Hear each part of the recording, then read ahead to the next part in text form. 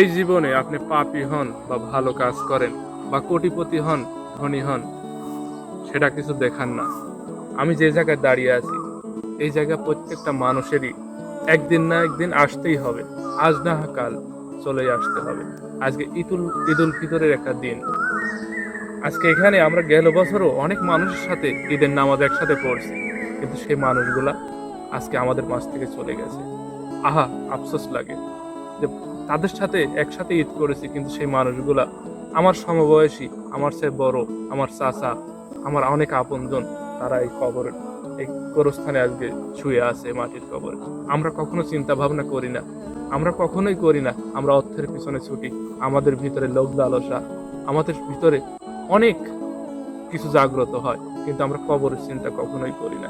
তাই আমাদের প্রতি বছরে প্রতিটা সময় আমাদের একটু স্মরণ করা দরকার যে মানুষগুলা একসাথে চলাফেরা করছি, সেই মানুষগুলো আজকে কবরের ঘরে চলে গেছে।